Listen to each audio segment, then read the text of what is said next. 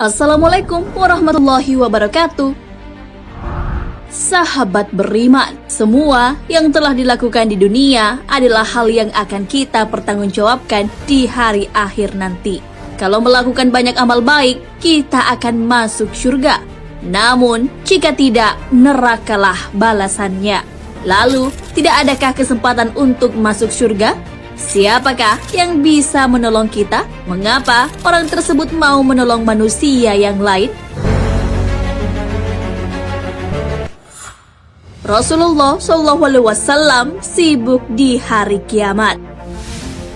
Pada saat manusia mementingkan dirinya sendiri di hari kiamat, ada seseorang yang sibuk mencari umatnya ke sana kemari. Siapakah dia? Dialah Rasulullah SAW.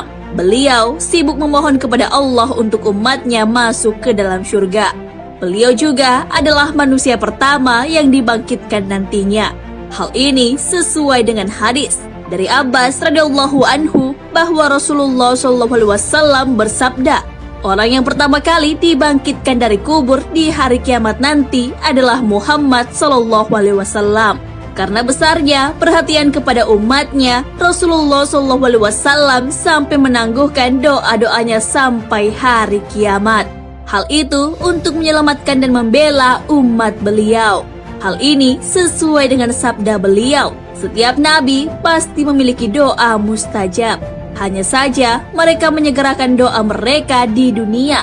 Namun aku menunda doa itu demi menolong umatku pada hari kiamat. Insya Allah doa itu akan terwujud. Hadis riwayat Bukhari dan Muslim.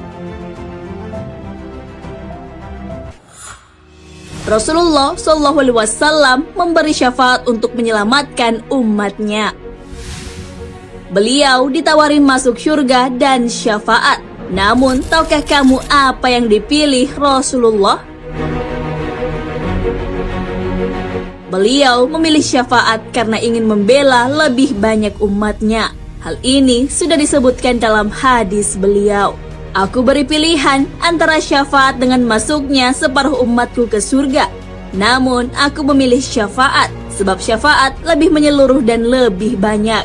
Mungkin saja kalian mengira syafaatku hanya untuk orang-orang bertakwa. Tidak, tetapi juga untuk orang-orang yang berdosa. Hadis riwayat Tirmizi. Syafaat Rasulullah tak hanya berlaku bagi orang bertakwa, namun juga untuk hamba yang berlumuran dosa, termasuk pelaku dosa besar. Namun, bukan berarti umatnya bebas melakukan maksiat.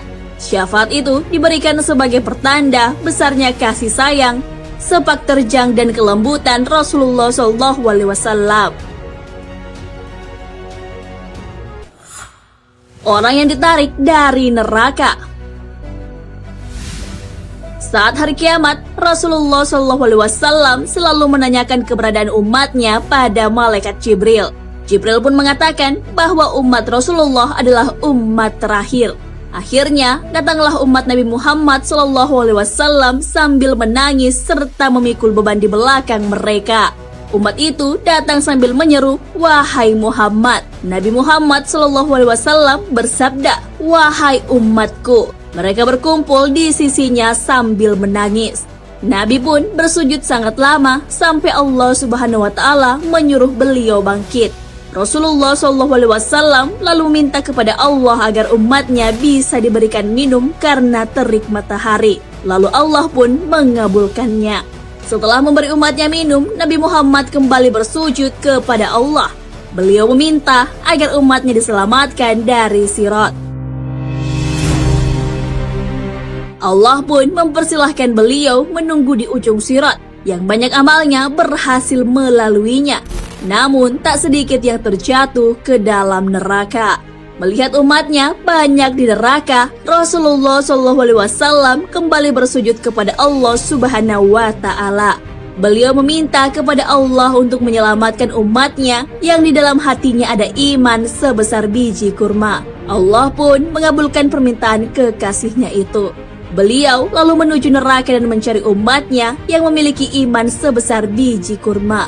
Beliau mempersilahkan mereka masuk surga. Lagi-lagi Nabi Muhammad bersujud sambil menangis. Beliau menangis dan memohon kepada Allah untuk menyelamatkan umatnya dari api neraka. Jika umat tersebut memiliki iman sebesar biji jagung, ia akan selamat. Allah pun mengabulkan permohonan beliau. Nabi Muhammad SAW lalu menjemput umatnya dan memerintahkan kepada malaikat untuk mengeluarkan umatnya yang memiliki iman sebesar biji jagung. Beliau sampai-sampai berlari menjemput orang-orang yang berjumlah ribuan, bahkan jutaan di neraka. Apakah hal itu sudah selesai? Ternyata belum. Beliau masih memohonkan ampun untuk umatnya yang memiliki iman sebesar biji sawi atau zarrah. Hal ini sesuai hadis beliau. Saat itu aku kembali bersujud padanya. Kemudian Allah berfirman, angkatlah kepalamu Muhammad. Memohon pertolongan apapun, engkau akan diberi. Aku pun mengangkat kepala, lantas memohon, umatku, umatku ya Rob. Dia kembali berfirman, temuilah umatmu, siapa saja yang engkau temukan di hatinya keimanan, walau seberat biji sawi, maka masukkanlah ke dalam surga. Maka siapapun yang aku temukan dalam hatinya keimanan, walau seberat biji gandum, aku masukkan ke dalam surga. Hadis riwayat Ahmad. Setelah itu, Rasulullah kembali bersujud kepada Allah. Allah lalu bertanya, ya Muhammad, apalagi ya Muhammad? Bukankah aku sudah menyelamatkan banyak dari umatmu?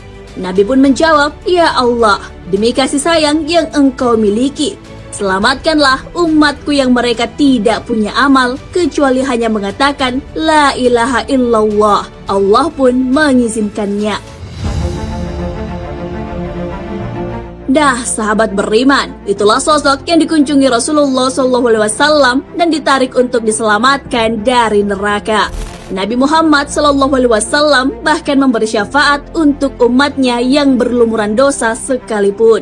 Syafaat itulah yang digunakan beliau untuk menyelamatkan umatnya dari dahsyatnya siksa neraka. Adakah yang bisa melakukan hal itu selain Rasulullah? Tentu saja jawabannya tidak.